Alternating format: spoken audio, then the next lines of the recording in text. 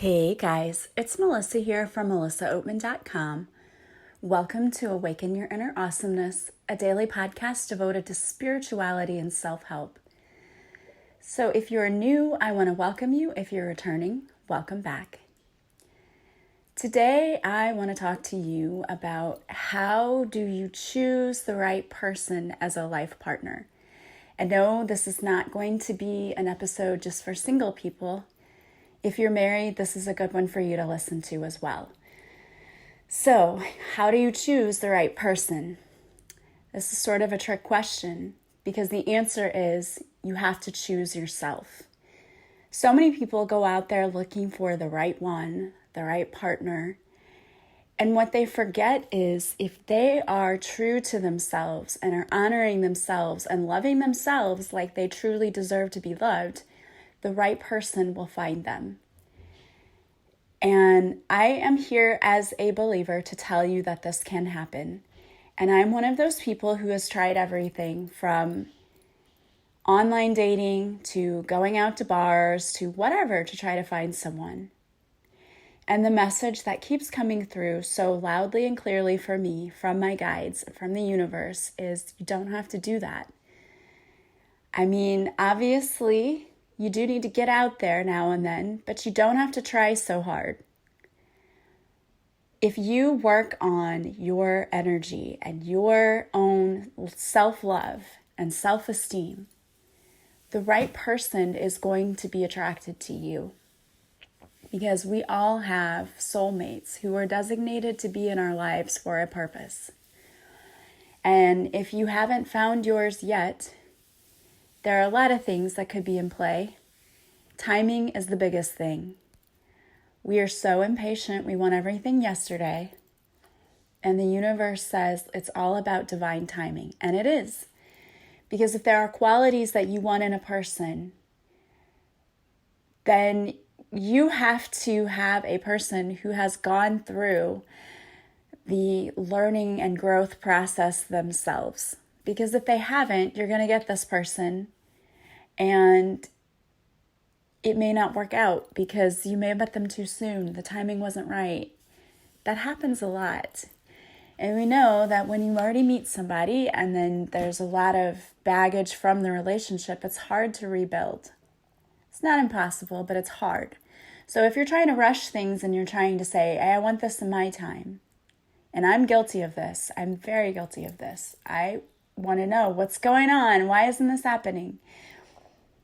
And I've had to learn to just shut up, take a breath, take a step back, and to trust that the universe is orchestrating everything and that it's working out perfectly and in divine timing.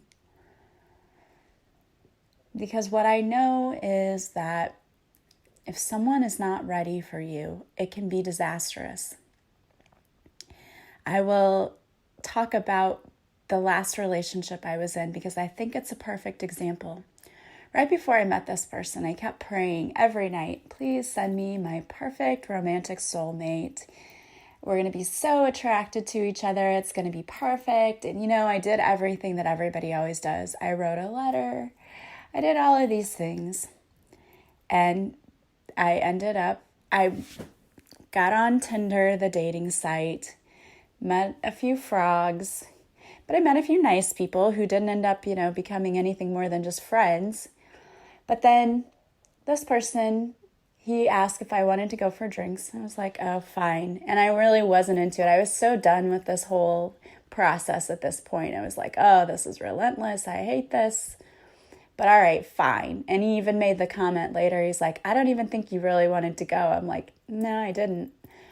So my energy was already that of repelling him, which is now I feel bad for. But it worked out. We met and hit it off.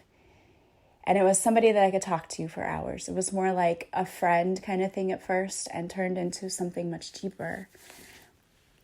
But this person was not even divorced yet. And I didn't know that until, at the end of the first date after you've already been like, oh, I really like this person. And then he said that and I was like, oh no, why? I really should just end this now because it's going to probably lead to heartbreak. And that was my intuition, and I said no, and I ignored it. So I continued to date this person anyway, and for a good 6 months, it was a great relationship, but he wasn't ready because he hadn't done the healing, and I hadn't even done the healing that I needed to do. I can't say it was totally him. It was me too. He brought out in me the shadow side of myself, my fear of rejection. And I even just had this, the same thing. I know this is what I need to work on because someone else just recently also brought this out in me again, this whole fear of being rejected. And there are many of us who have this deep feeling, the deeply rooted feeling of being rejected. And for many of us, it comes from our parents and how we were raised. If you were from a divorced home, and I'm not saying everyone that comes from a divorced home feels rejected, but you can feel rejected by your parents, even if you grew up with two parents who were married together. Sometimes when we see our parents feel overwhelmed by life, and let's face it, who doesn't feel overwhelmed by life? It's stressful. And as an adult, I totally understand it. But my child brain did not understand that, and I took it as I'm a burden. I'm a burden to them because they're struggling financially, having to provide for us. You know how kids are. It's like you always want to be entertained, and you're like, can we go do this? Can we go do that? And they say no. And I remember my mom coming home and taking naps on Sunday afternoon, and we wanted to go to my grandma's because my cousins would be there and we could go play. So we'd always be like, get up, it's time to go to grandma's, and try to wake her up. And I feel bad now because I know she was probably exhausted and needed those naps. But I felt like at the time too that it was like, okay, this is tiresome, it's exhausting, it's burdensome. And she never said that. But you pick up on those things. You pick up on people's energy, especially if you're an empath. And I didn't know I was an empath as a child, but I guess I was. So I could pick up on the fact that that was how she was feeling, was burdened and overwhelmed. And I'll be honest, I've done that to my own children. And I feel bad for that. Because whether you state it or don't state it implicitly, your children pick up on that.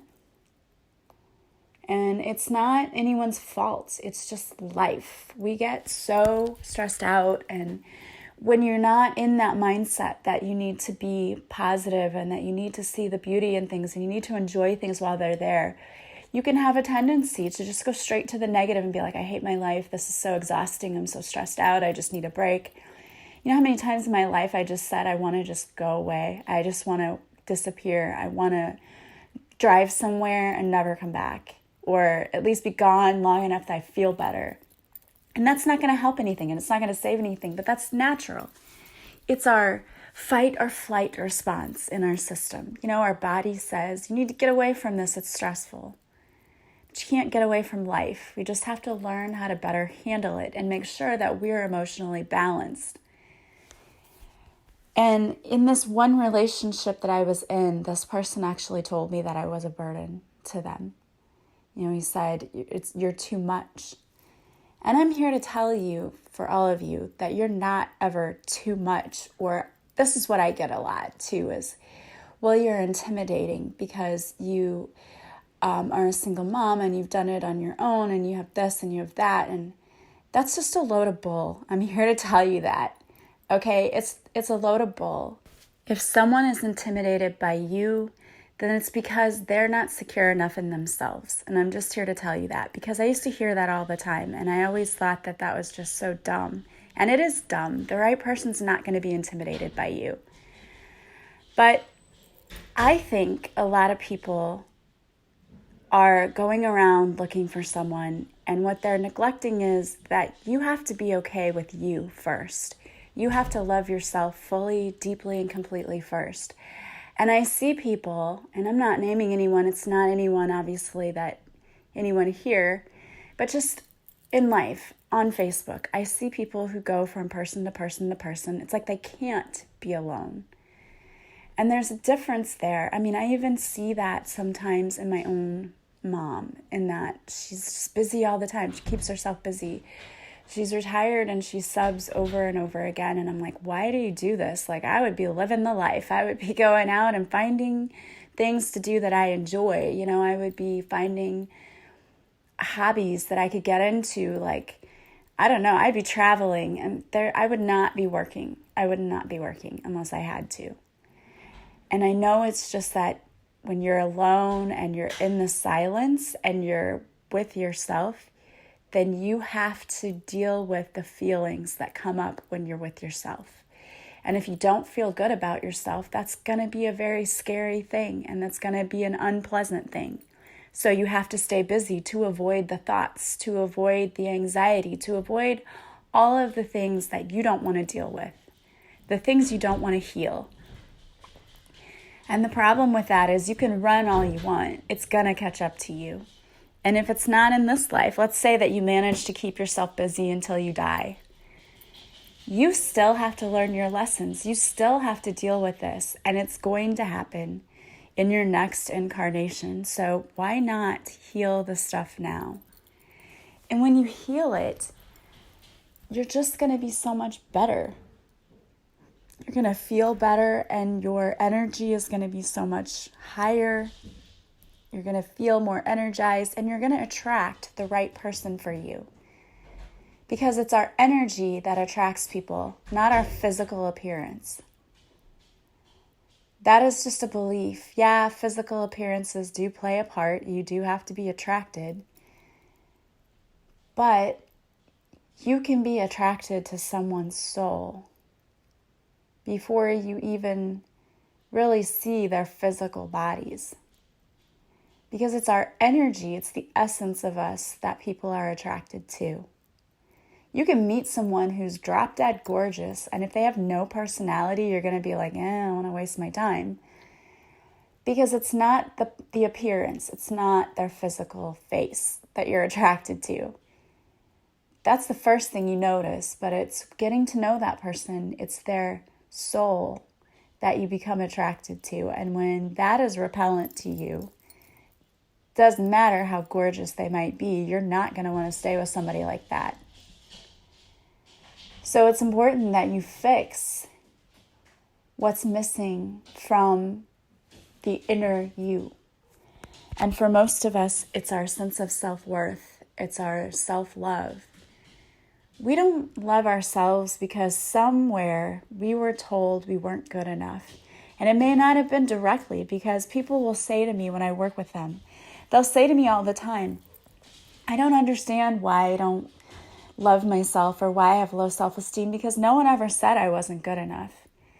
No one has to come outright and say it. It's how you were treated as a child or growing up. It's what you picked up on. Especially so many people who listen to me are empaths. You know, you really do feel the energy of those you deal with. So when someone says something to you, they may say one thing, but their energy says something different. You pick up on that. So even if your parents are like, oh, I love you, this is the best thing ever, when you feel that they're exhausted, they're drained, they're stressed, and it's because of the day-to-day things they have to do for you, you may have taken that on as, oh my gosh, like I'm the problem. And that's not the case. I mean, even my son said to me, I'm so sorry I'm a burden to you, just recently. And I was like, what? Like, no, that's not the case, but I understand why he felt that way. And it's our jobs with our own children to show them, not just tell them, but show them, look, you're not a burden. You're the best thing. It's not easy. You can be honest with them. You know, I've said that to my kids. It isn't easy, and you didn't come with an instruction manual, but I'm trying, and I would not trade this for anything because you're awesome. But yeah, there are days that I don't feel well, and it's not your fault. Just talk to them. Be honest with them. They'll appreciate that because Lord knows, being the type of person that I used to be, where I was very much passive, I would just get frustrated, and they would just know, like, oh, it's our fault. And that wasn't it at all. And I should have been the type of person to stand up and say, this is what I'm going through, and it doesn't have anything to do with you. So if you've picked up on things from other people, that you feel like people treat you like you're a burden or you don't matter or whatever, or maybe they actually even said that to you. But you know what? Here's the thing. It doesn't matter what people thought of you growing up. What matters is what you think of yourself now. And you need to work on loving yourself, because I'm here to tell you, no matter what you've done in your life or who you are or who you've become, the divine, God, source, whatever you want to call your higher power, loves you so deeply and unconditionally, loves you, absolutely adores you, and does not for 1 second want you to be unhappy or to live your life alone. We live alone through our own actions sometimes because we push people away. It's a defense mechanism. We say, I don't need that person. I don't need this. But the truth is, we do need people. We do need connections. That's why we're here. We're here to learn about love and to teach love. And you can't do that by yourself. But you do have to start with yourself. You have to love who you are and who you've become. And I'm here to tell you that so many people who've done my program, it was called A Purposeful Pilgrimage, and I changed the name to Love Your Life. And people have told me, that's one of the things they said, and that's why I wanted to change the title of the program, is they said, I can't believe how much I'm loving my life right now. Thank you. And that is exactly why I created this program. I want people to wake up every day and say, I love my life. And you know what? It doesn't mean you're never going to have bad days, guys. I still have bad days.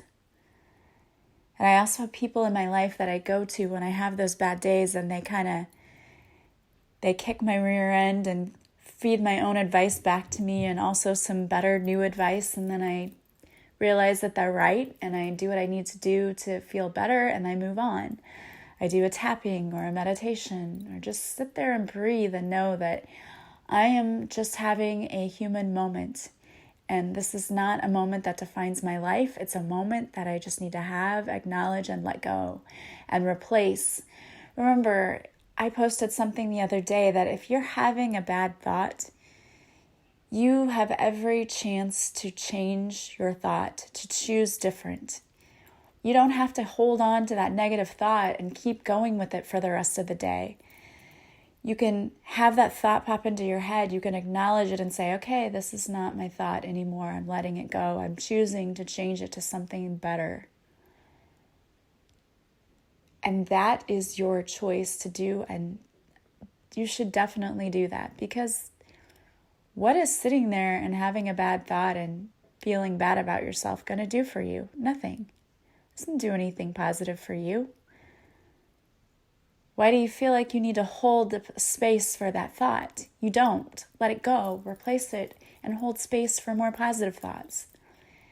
Take mantras with you throughout your day to help you focus on the positive and the good in your life, because when you do, the positive and the good comes into your life. I am living proof of this. You know, I've talked about this a lot because I am trying to share with you what I'm going through so that when things pick up and get better, you can say, oh my gosh, it works, because it does. As you know, having seniors who are twins is expensive, and then having to pay for counseling on top of that is expensive. And so things have just been really expensive lately, and it's an adjustment for me. And all week I've just been saying to my team mantras all week of money flows to me easily. I'm a money magnet, in also letting go of the worry part of it and not the fear, and saying it's all going to work out perfectly. And I've been doing those mantras, and things have been showing up for me. Like every day something has happened where more money has come in, and it's been amazing. And I haven't had to work harder to do it. I just had to change my mindset. And that can happen for you too. And the same thing with love, that can happen for you too. You let go of the fear and the worry. And you start telling yourself, I'm worthy and deserving of a loving partner. My perfect romantic soulmate is on his way to me or on her way to me. I am open to giving and receiving love. I am going to find a partner who will give and take equally. Whatever it is that you're looking for, create a mantra for that. There are lots of mantras out there that you can find on Pinterest, but create your own. Nobody says you have to stick with the script. If you don't see any that you think work for you, create your own. In a couple of the cards from my new deck, Divine Whispers, there are a couple that are based on love. And in fact, I'm considering creating an entire deck just based on the topic of love. And I will see what happens with that. But with this deck, those cards come with mantras and they come with prayers to help you heal yourself. Because it's not just about saying, oh, okay, I want love. It's not about that. It's about healing those things that you know you need to fix. For me, the fear of rejection and abandonment, I had to heal that. And when this trigger came up recently, I had to say, okay, I understand this was a lesson. How am I going to handle this? Okay, thank you for showing me that I will be okay, that I'm taken care of, that it doesn't matter who abandons me or rejects me in this lifetime, because I have myself. I have my spiritual team, and they never abandon me. I have my family. They never abandon me. So it doesn't matter if one or two people in my life said, you know what, you're too much. That's okay. That was God saying, we have something better. And I believe that. Absolutely believe that. We have something that's going to be perfect for your situation. Not that there's anything wrong with those people. It's not about that. It's about, this is what works best for you. We have someone who fits best into your life, with you, with where you are, who's a vibrational match. And that's what it's all about. And being able to say, I'm okay no matter what happens. And the reason I can say, because a few months ago, I wouldn't have been able to say that. I would have been like, I'm devastated. I have to go through my mourning period. Because I didn't understand what this was all about. Yes, it hurts when you go through a breakup, and I understand that. And yes, you need to take your time to mourn. But you also need to say, what was this about? What was this relationship teaching me? Because everything is a lesson. Everything is a lesson. And what I realized with this last time was that it taught me I need to stand up for myself, to know my worth. I don't beg anyone because I don't have to. And I'm not saying that to be conceited. I'm saying you don't have to beg the right person. If you love yourself, you don't need to beg people, because that's like saying, but don't you see my worth? If they don't see it, let them go. What's important is that you see your worth and that you understand your worth. Sometimes people won't understand your worth because they're too selfish. They're too busy trying to make themselves feel better because they don't feel good about themselves. So they have to get it where they can. And people like that are never going to see your worth because they're too busy trying to fill their own cup, and they can't give to anyone else because it's me. It's all about me. I have to feel better. I need to feel better. I need someone to tell me I'm pretty. I need someone to tell me that I'm hot. I've got to do this. I need attention. I need someone to cater to me because I don't feel good about myself. And so when you see sometimes people jumping from relationship to relationship, that's what I think. It's like the people need validation from someone else. But the truth is the validation has to come from you. You have to be able to validate yourself. And that's why when people say to me, like, how can you be single for so long? It's because I know my worth and I am not about to mess with anyone else who doesn't see it. I'm not. I won't waste my time with people who, number one, are not a vibrational match. You know, I have people all the time who will try to text me and come back and be like, hey, you know, how you doing? And we need to go out. And what they don't understand is I watch what they post on Facebook. I watch how they are with people. And when it's negative and it's all this garbage, I don't want that, because I know people who are posting things like that are not a vibrational match. Because if you have to go there, if you have to go to that place where you have to be negative and you have to, like, no, you haven't healed. I want someone who's healed. Because I have done a tremendous amount of work on myself, and I'm not about to go to somebody who hasn't done the same. It isn't fair. It's not fair for me to be with somebody who hasn't done the work on themselves. Because you know what'll happen. You're going to get in the same pattern of behavior. You're repeating the same behavioral cycles when you allow people into your life that you know are not really good.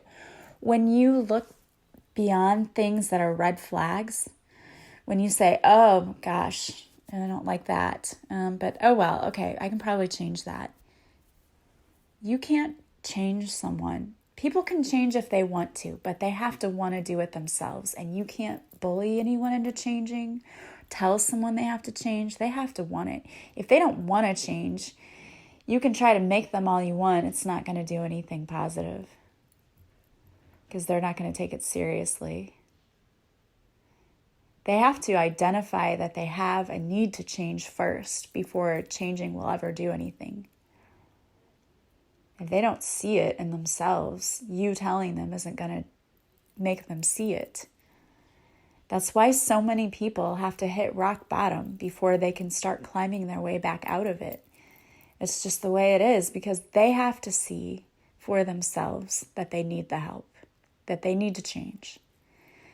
So it's you, not what I want to say is, when you see the red flags and you don't do anything about it, you are not honoring your own soul, because you don't deserve to be in a relationship with someone who doesn't see your worth, who doesn't respect you enough to change behavior that you don't like.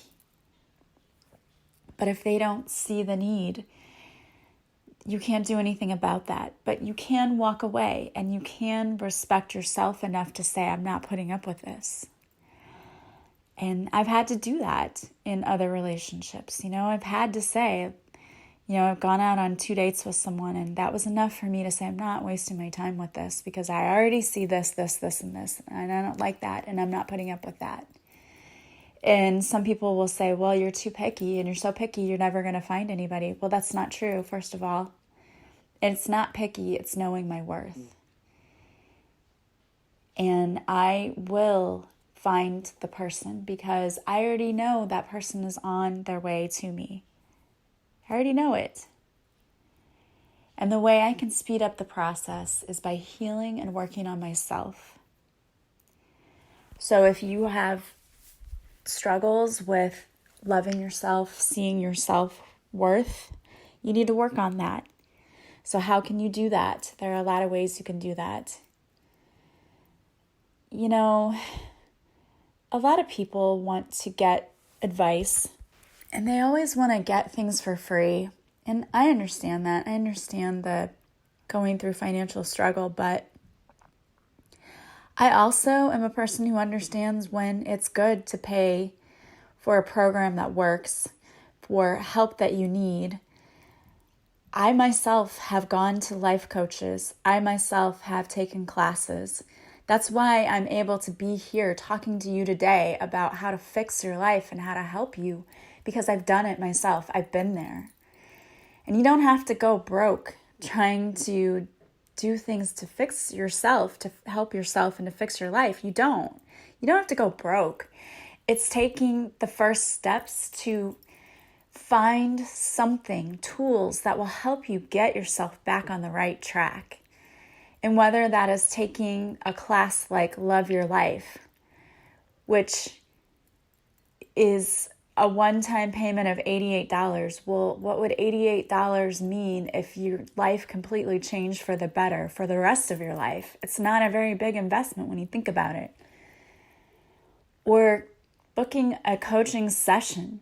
Like, what would that mean? It's a one-time payment, but it would be you getting tools that would help you change things for the rest of your life. How awesome is that? I have not regretted any money that I've ever spent healing myself and making myself a better person. It's always been money well spent, because it's changed my life in drastic ways. It hasn't simply been, oh, well, I'm a little more positive nowadays. No, it has totally flipped my life around in an awesome way. It's called me to my tribe, to my purpose in life, all of those things. So many exciting and amazing things happening to me that wouldn't have happened had I not decided that I was worth the investment. I was worth the time and the money spent healing my inner wounds and making myself better. And what kept coming up for me was I needed to heal my heart chakra. I needed to open my heart space. And that's one thing that I still work on. To this day, every day, I do something to open that heart space a little bit more. I'm working on it, and I am always going to be a work in progress, because I always feel like I can be a little bit better than the day before. And I love that. I don't think it's a bad thing. I think it's an awesome thing. And that's what I strive to do in my life. So if you are hoping to find the love of your life, or if you're with someone you love, but you just want to be a little bit happier, work on yourself. Work on that self-love, the self-worth. You can find mantras and you can find meditations. Those are all great. But for me personally, it took actually working with a mentor who said to me, this is what you need. She connected to my energy and my higher self. And that's what I do as well. I connect to your energy and to your higher self. And I just ask, what does this person need? What does this person need to help them live their best life, to be so happy? And if it's a coaching session, you tell me what your goals are, and I connect to your higher self, and we figure out, what do you need to do? What are the steps you need to take to help you on your path, to get you to your goals, to help you live the life you absolutely love? And I would absolutely love to work with all of you. So don't sit there and think, I can't do anything. I'm a victim in life. You're not. There are people out there who can help you. I can help you. And I am absolutely honored to be able to help you by doing this podcast. I love being here for you all every day. And I want to thank you to those of you who reach out and send me. You guys send me such amazing messages of gratitude, and I absolutely am humbled and honored to receive those messages. So thank you so much for sending them to me, because you really do make my day. You do. I love doing this, but to have people reach out and say thank you because it does help means a lot. So I want to thank you to those of you who, I have people on a regular basis who reach out. I want to thank you for that. You guys know who you are. I love you guys, and everyone for listening. Thank you. I want to pull a card for you today before you leave to help you. And I decided to pull one from the Romance Angels deck because we were talking about love and finding love, which it was really kind of a message that was all over the place. I find that sometimes my podcasts are like that because I am guided to talk about the things that I talk about. So sometimes Spirit's like, go this way, go that way. So I feel like some days my messages are kind of all over the place, but I feel like it reaches people and they hear what they need to hear, and that is what really matters. So the card that I pulled is deception. Someone is wearing a false mask in this relationship. Now, I think that this has a lot of meanings, and one thing, and this relationship doesn't have to be a romantic one. It could be someone you're dealing with, and maybe trying to talk here. Maybe it is someone that you're having difficulties with right now. Maybe you're not seeing eye to eye, or maybe you're just not really speaking to this person. And what this card tells me when it comes up is that one of you isn't being honest about your feelings. You're not really expressing yourself. You're not speaking your truth. And this is saying that you need to speak your truth. So I don't know if it's you or the person you're dealing with, but you just need to be honest and have honest conversations and really tell this person how you're feeling. Because right now, you're both confused. You don't know what the other person is thinking or feeling. And it's very stressful. It's causing anxiety and worry. And the universe is saying right now, you need to just be open and honest. Lay your feelings all out there. You can do it in a way that isn't hurtful. If there's something you need to get off your chest, just be honest. You can ask Archangel Gabriel and Archangel Raguel for the words that you need to help express yourself so that you're fully heard and that the words are heard with the intent that you mean them. So the other person takes your words the right way. All right, guys. Well, I want to thank you so much for joining me today. As always, if you like this podcast, please subscribe. Please leave a review for me if you wouldn't mind.